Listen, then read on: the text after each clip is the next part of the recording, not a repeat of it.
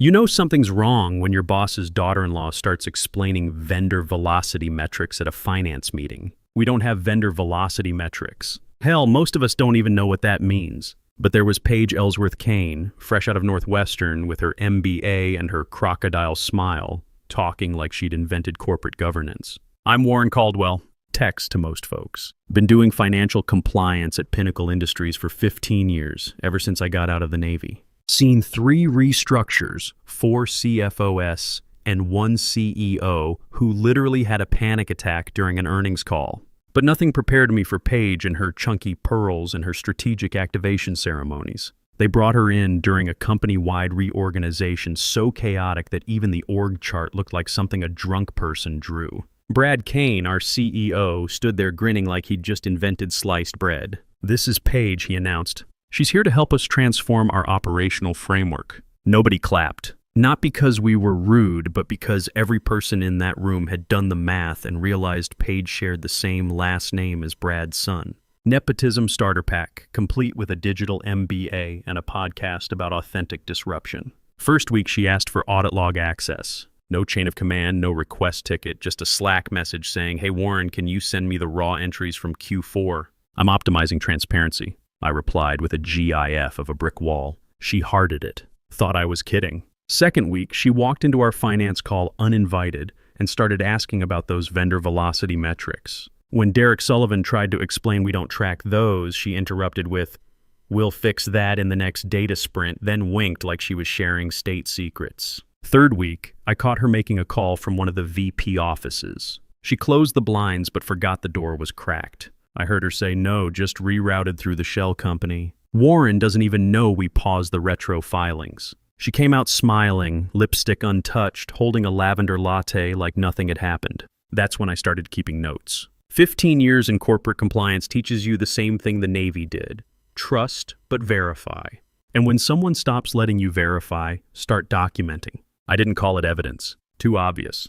Just a folder on my personal drive labeled operational concerns because calling it fraud file felt premature. At Pinnacle, paranoia isn't paranoia. It's professionalism with a backup drive. Paige moved fast. Too fast. Within a month, she had budget authority, her own Slack channel, a redesigned landing page featuring her as governance champion, and the ear of every guy in a blazer who thought diversity hire was a compliment. Meanwhile, I got uninvited from the acquisition planning meetings I'd helped build for 3 years. My calendar suddenly had holes in it. My approval request stalled in pending purgatory. When I flagged a suspicious vendor change, my request came back with a single-word comment from Paige, "Noted." It wasn't just me feeling it. Derek mentioned vendor records were off by decimal points. Nancy Hoffman from our logistics team got asked to reformat onboarding records from 3 years ago for optics. Our vendor verification process, tight as a drum since the 2014 audit scare, suddenly had gaps big enough to drive a yacht through. When I mentioned this to Paige in passing, she just laughed. "We're simplifying for speed, Tex. Don't worry, no one's going to believe you're the bad guy here." That was the first time she said it. "No one's going to believe you." Wasn't delivered with menace, just casual cruelty. The kind of line you toss out when you're confident the house always wins. I tried going through official channels. HR smiled sympathetically and said they were still adjusting to the new reporting structure. IT told me my permissions were under review due to restructuring. Legal gave me radio silence. Felt like I was being slowly erased by someone who knew exactly which strings to pull and who owned the scissors. But here's the thing about old dogs like me. We've seen this playbook before. Different players, same game. And if Paige thought I'd go quietly, she'd never read the fine print on a Navy veteran's approach to problem solving. The meeting invite came with a dancing cat gif and the subject line, "Coffee Chat." Nothing says we're about to ruin your career like a calendar request that winks at you. Set for 4:45 p.m. Classic corporate assassination hour. Late enough that everyone else had gone home, early enough that it wouldn't look deliberate. Paige greeted me like I was a guest on her lifestyle blog. "Warren, come in." Sit. I love that shirt. "You always dress like such a professional." It's inspiring. Her office smelled like rose water and ambition. Every surface covered with inspirational quote blocks and fake succulents. There was a framed print behind her desk that said, "Integrity is a vibe." I almost laughed. Almost. She offered me tea from a ceramic mug shaped like a unicorn's head. I declined. She took a dainty sip, then leaned back like she was auditioning for a perfume commercial. "So," she said sweetly, "I heard there was some confusion about the Hoffman vendor file." I didn't bother playing dumb. It wasn't confusion. The vendor contact listed is your sorority sister from undergraduate. You authorized a contract with her firm without declaring the relationship. That's a conflict of interest violation under Section 4, 2 of our compliance protocol. Her expression didn't change, just smiled at me like a snake. "Oh, honey, that's not how we frame things here anymore. We're operating under a trust-first model now. The old frameworks are, restrictive. Restrictive keeps us out of prison," I said flatly. She laughed, actually laughed. "God, you're intense." Then she tapped her nails against the desk. Click, click, click. "I never authorized anything improper. Maybe you misunderstood an internal communication. Happens all the time, especially with so much flux. But if it helps ease your mind, I'll look into it. You sent the file. You signed the change order." "Did I? I'm not sure that's accurate." "You could feel the air change. I have the timestamp trail." Paige set down her mug. Her voice got softer. "Warren, no one's going to believe you." Just like that. 5 words, cool as a breeze, delivered with the kind of casual cruelty that only someone born into consequence-free wealth can perfect. Everyone tensed up. She knew I'd gotten the message, and I had, loud and clear. I walked out of that office with every muscle in my body clenched like I'd been in a car crash. By the time I reached my desk, 3 of my team members' calendar invites had been updated. They were now reporting to a rotational manager Paige had personally appointed. 2 had already packed up. Said they had been encouraged to explore growth opportunities elsewhere. Derek looked at me with guilt heavy in his eyes and muttered, "They told us not to loop you in anymore." That same night, my access to the acquisition compliance folder was revoked. Just gone. No ticket, no warning. When I asked IT, they said the request came from upstream. When I pressed, they got quiet like they'd been told to shut up or risk their jobs. Knowing Paige, they probably had. The next day, I tried escalating through legal. My email bounced with a "not accepting outside submissions at this time" auto reply. I wasn't outside. I was compliance. Or had been. That was the moment it clicked. This wasn't just a power grab. It was a systematic purge. And she'd planned it down to the dancing cat, GIFS. She thought I'd go quietly, tail between my legs, too paranoid to say anything, too professional to make a scene. She didn't count on the fact that Navy logistics specialists write everything down. Not just the what, but the how, the when, the tone of voice, the facial twitch when someone knows they've stepped in it. I didn't know exactly what she was hiding yet, but I knew one thing for sure: she wasn't just playing dirty. She was building a house of cards and trying to staple the foundation to my name. The first record I noticed missing was the conflict memo I'd logged after that vendor call. Nothing major, just a routine CYA entry, time-stamped, tagged, and uploaded to the compliance archive like I'd done 1,000 times before. Except now it didn't exist. The link returned a 404. The file name wasn't in search. The metadata was gone like it never existed. I tried pulling the backup copy from my restricted folder, the one only the director of compliance could access. Found it locked. Not deleted, not corrupted. Locked. And guess who now had admin override access? I checked the folder's change log. Entry 7421, revoked permissions, Warren C. Triggered by user P. Ellsworth Kane, elevated access via special projects. My hands went cold. I walked down to the analyst bullpen, hoping to find Derek. Saw him through the glass, noticed he immediately minimized whatever was on his screen when he spotted me. When I knocked lightly and stepped in, he gave me a look like I'd brought the plague with me. "Hey," I said, forcing casual. "You working on the Spencer vetting request?" "That was ours, right?" He nodded slowly, but didn't look at me. "I think Paige moved that one under vendor strategy." "You think?" He hesitated, then leaned forward, voice low. "She said you were on medical leave." I blinked. "I'm here." "I know, but she said you'd requested time off, that you were dealing with burnout and asked not to be looped in." I stood there silent as that lie settled like dust. That explained the frozen emails, the stalled tickets, the sideways glances in the hallway. Before I could ask anything else, Derek added under his breath, "Look, I don't know what's going on, but you should watch your back. Seriously."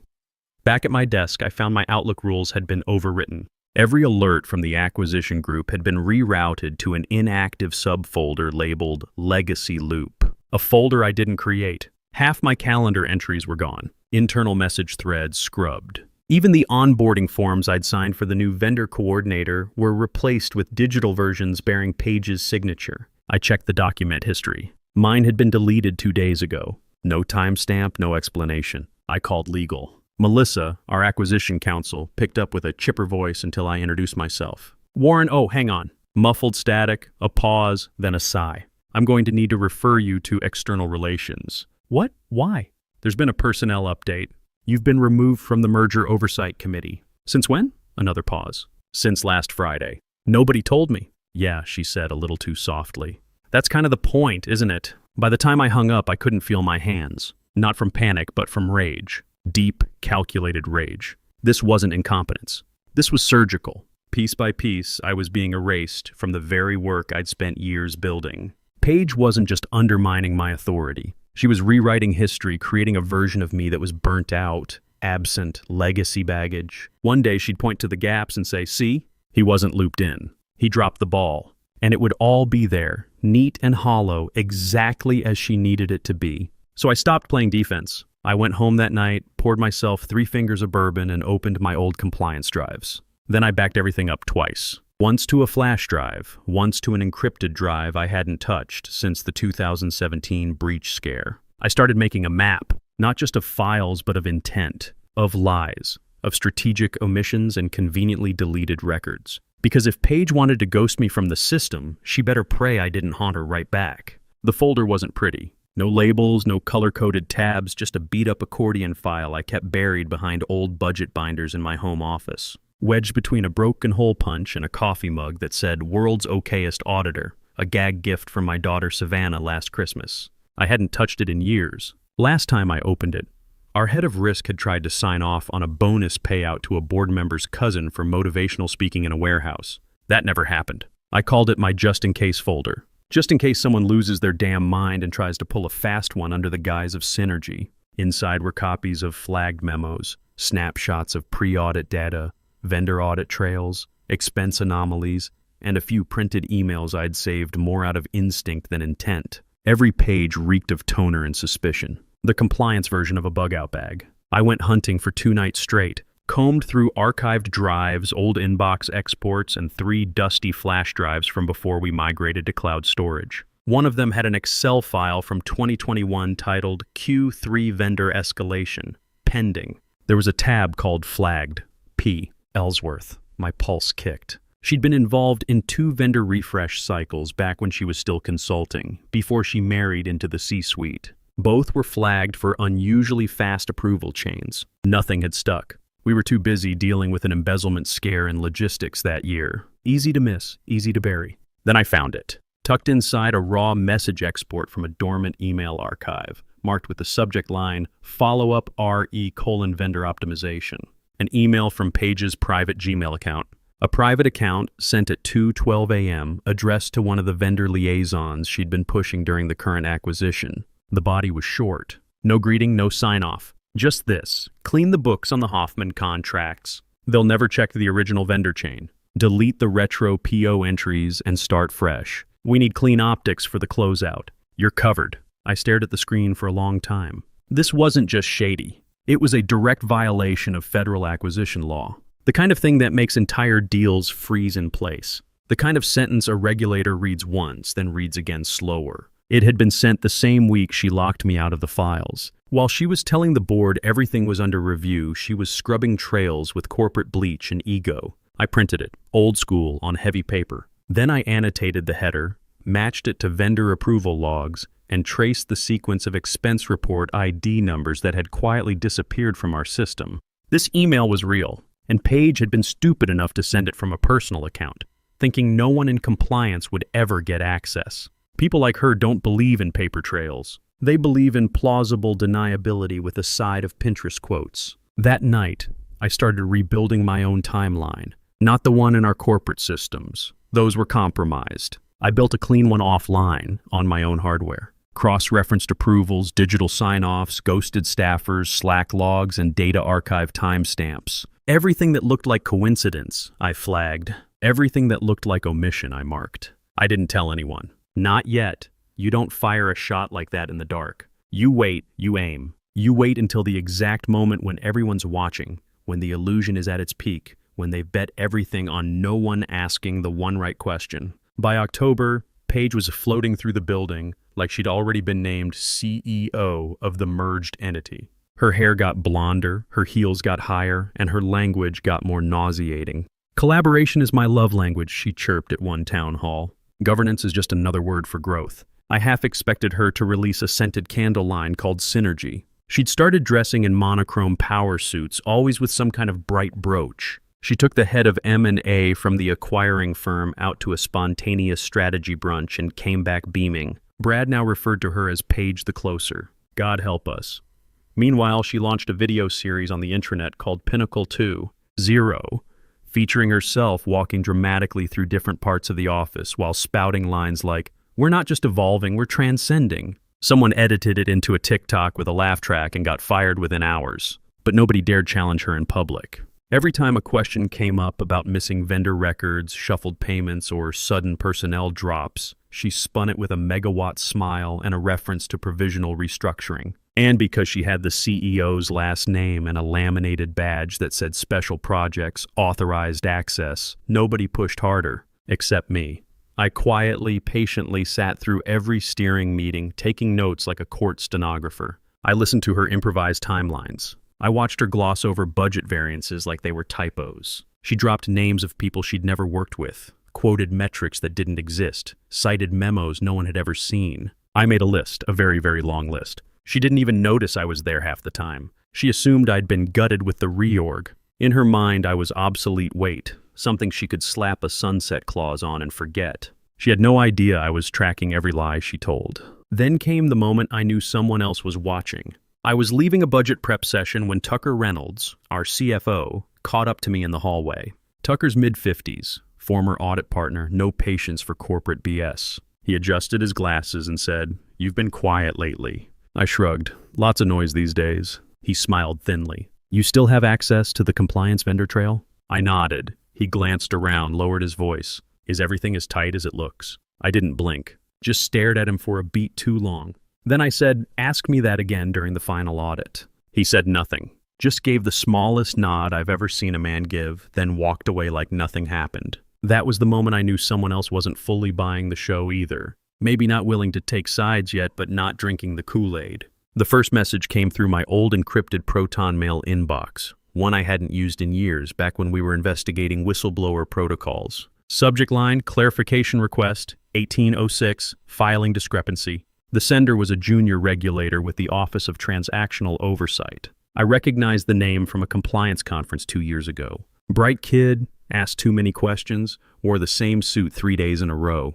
He opened with a disclaimer, "This is not an official inquiry. I'm reaching out on a personal point of curiosity about a flagged discrepancy I saw while reviewing supplemental materials from Pinnacle's pre-acquisition packet. Off the record, just looking for context." I read it twice, then deleted the draft reply I was writing. I wasn't about to put anything in writing that could get twisted into obstruction or whistleblowing without a formal channel. Instead, I sent back a single sentence. Final audit convenes Thursday at 9 a.m. 18th floor conference room. You'll want a front row seat. He didn't reply. Didn't need to. That same night, a second message came in. This one from Nancy Hoffman, who used to handle half our vendor-side freight contracts before Paige swooped in and cut her out mid-cycle. Her message was short. A screenshot, no greeting. Just this. Thought you should know. Below that was a cropped Slack message from Paige using her corporate handle. Go ahead and backdate them to July 15th. Label the files with original PO codes so optics stay consistent. You're protected under ops delegation. I stared at it for a long time. It wasn't just sloppy. It was intentional. I wasn't the only one noticing anymore. That changed everything.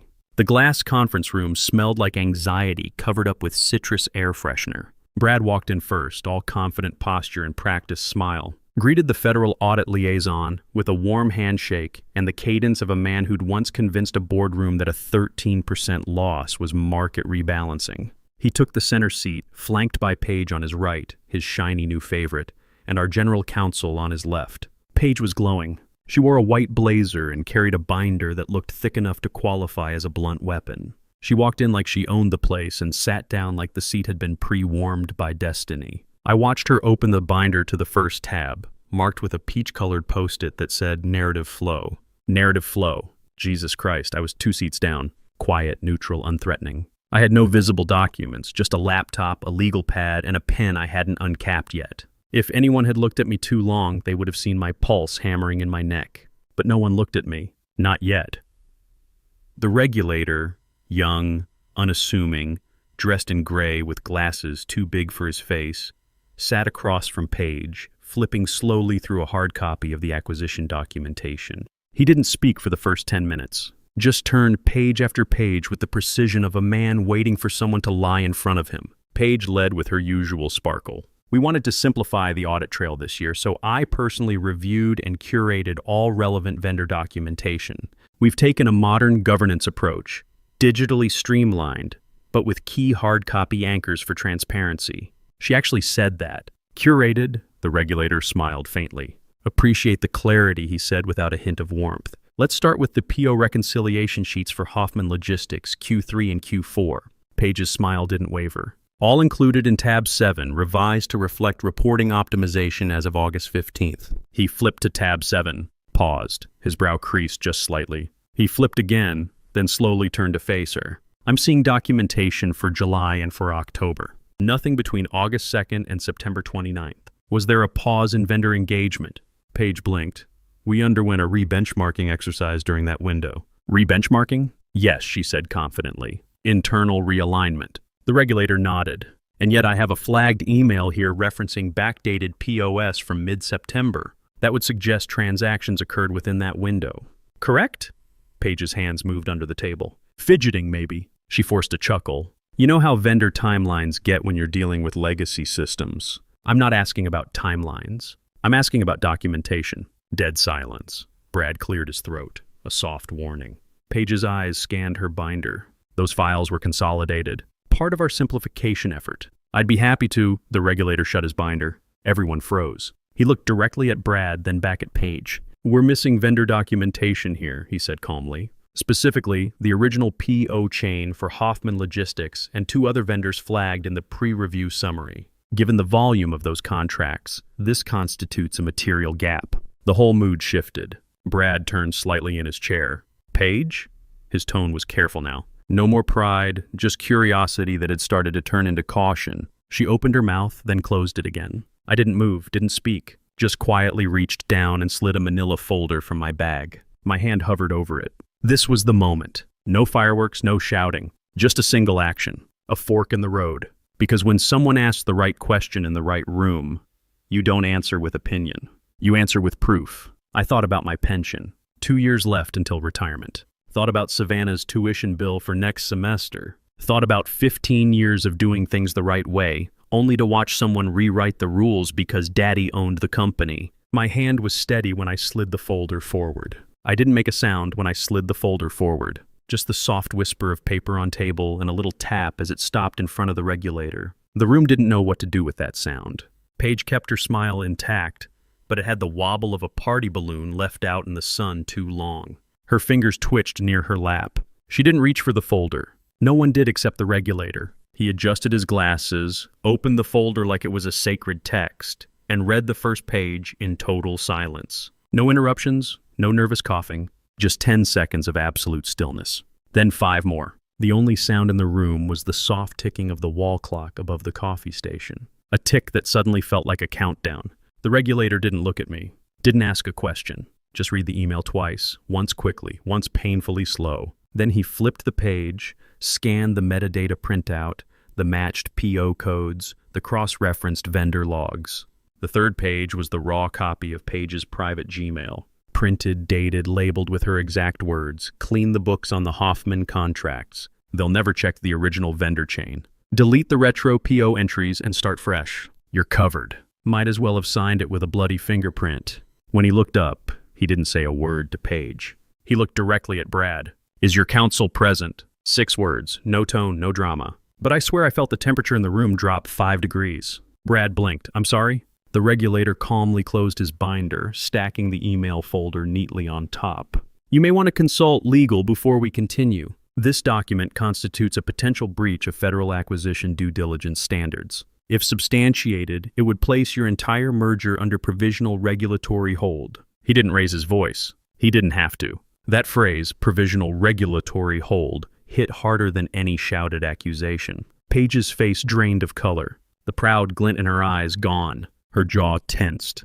then relaxed. then tensed again, like her body was short-circuiting, trying to keep up with what was happening. Brad slowly turned toward her. "Paige, what is he talking about?" She opened her mouth, then closed it. Finally, she tried, there must be some mistake. "I don't know where that came from." The regulator opened the folder again. "This email originated from your personal Gmail account. The vendor on the receiving end provided matching timestamp verification. Your credentials were used to authorize the document modifications. Would you like to dispute authorship?" She stammered. That was an internal draft. "I didn't mean for it to be.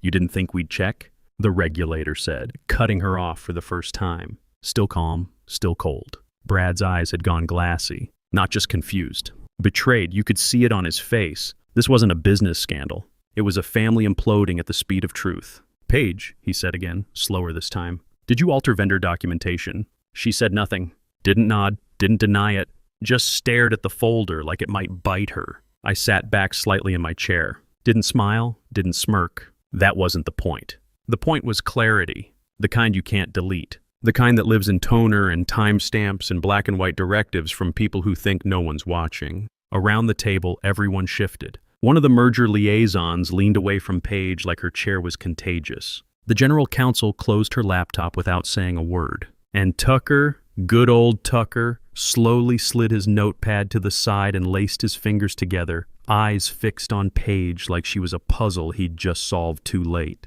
She looked down at her binder. The same one she'd strutted in with. The same one filled with curated lies, laminated bravado, and rearranged truths. It was worthless now, because one printed email had undone it all.